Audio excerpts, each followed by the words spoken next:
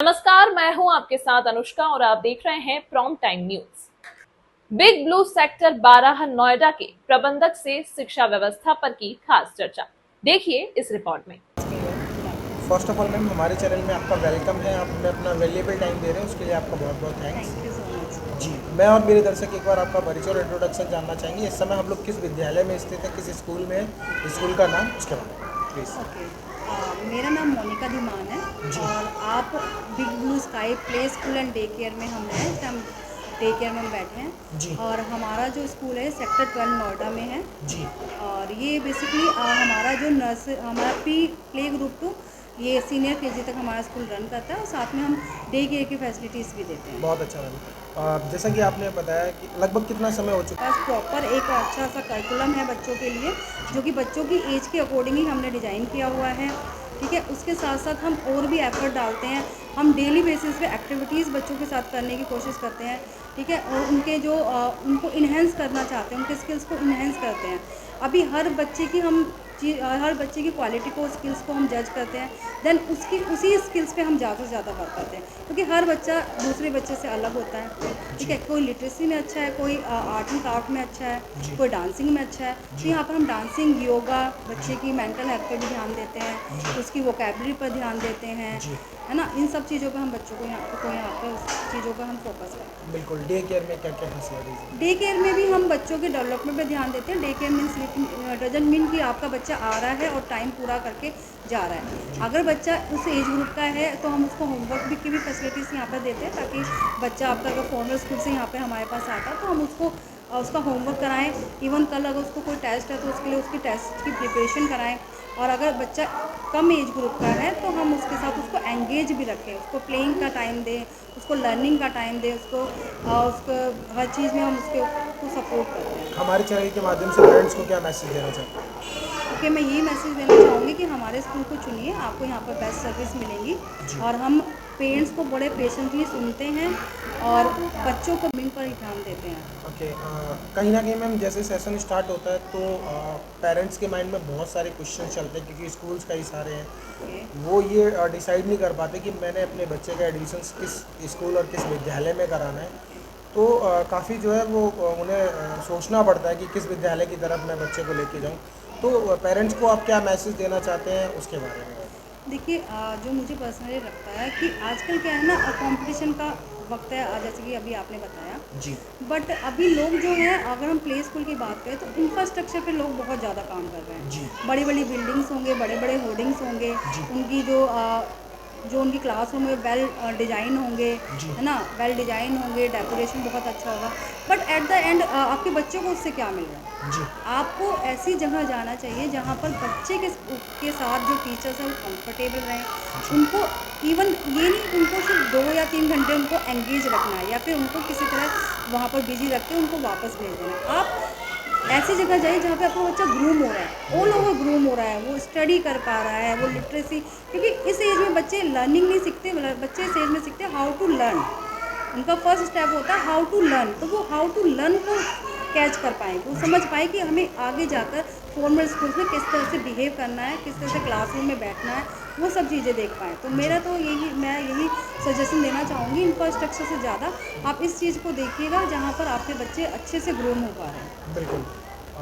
Facilities क्या क्या है हमारे स्कूल में, उसके बारे में? देखिए, ये 1 ईयर हो चुका है, ये हमारा सेकंड सेशन स्टार्ट है। जी।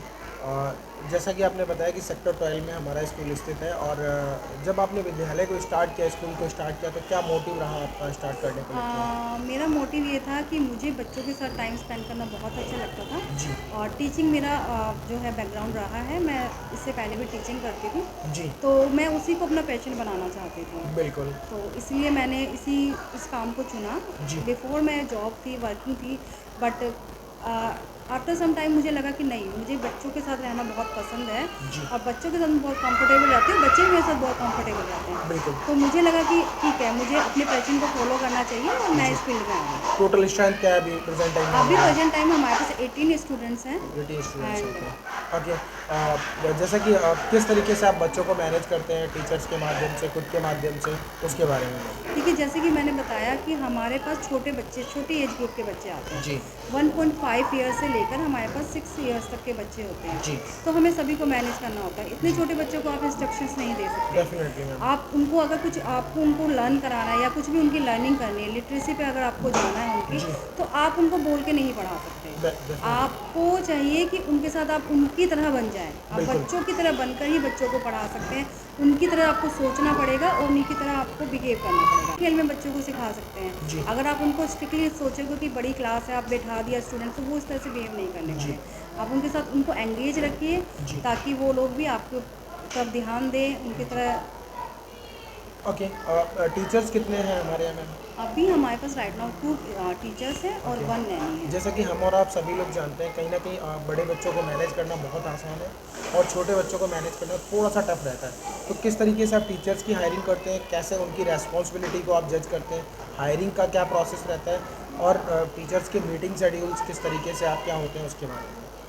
देखिए, बड़े बच्चों को हैंडल करना आसान हो सकता है जी अगर हम टीचिंग की बात ना करें, जी बट छोटे बच्चों को हैंडल करना थोड़ा सा टफ रहता ही है। जी तो हम इस तरह की टीचर्स को प्रेफरेंस देते हैं जो कि बच्चों के साथ बच्चों को अपने साथ एंगेज रख सके जी और उसके अंदर काफ़ी पेशेंस हो, जी। क्योंकि विदाउट पेशेंस छोटे बच्चों के साथ डील करना बड़ा ही मुश्किल है। ठीक डेफिनेटली। है, और रोते जी हुए बच्चे को हंसाना ही सबसे बड़ा काम है। बिल्कुल मैम। ओके, दूसरा मैम, जैसा कि कंपटीशन का टाइम है और कॉम्पिटिटर बहुत ज़्यादा है, हमारे प्ले स्कूल में ऐसा क्या यूनिक है जो पेरेंट्स अपने बच्चों के एडिशंस हमारे स्कूल में हैं, उसके बारे में? देखिए, कंपटीशन तो हर फील्ड में है और जी मैं कंपटीशन के ऊपर जाती भी नहीं जी हूँ। मुझे लगता है कि मैं जो अपना बेस्ट दे सकती हूँ मैं उस पर काम करती हूँ, बिल्कुल मैम। है ना। अपना 100% में हम लोग देते हैं। जी हमारा यहाँ जो होगा, बच्चा यहाँ से हैप्पीली आएगा और हैप्पीली ही जाएगा। जी हमारा मेन मोटिव यही रहता है, क्योंकि इतने जी छोटे बच्चों को अगर आप खुश कर सकते हो तो आप उनसे कुछ भी करा सकते हो। बिल्कुल मैम। ठीक है, और हमारा फोकस, हम स्टडी पर भी फोकस करते हैं। जी हम बच्चों को है राइटिंग पर हम वर्क करते हैं। बच्चों की प्रॉपर उनकी हैंड राइटिंग हो, प्रॉपर वे में वो लर्न कर सकें, जी उनका बिहेवियर अच्छा हो, जी उनको उनकी कम्युनिकेशन स्किल्स पे हम ध्यान देते हैं। वो लोग डिमांड होती है उसको पूरा फुलफिल करने की पूरी कोशिश करते हैं। बिल्कुल मैम। जैसा कि जो भी इंटरव्यू मैंने किया है आपका, ये लगभग 3 से 4 किलोमीटर की रेंज में हम इसको सर्कुलेट करेंगे सेक्टर वाइज।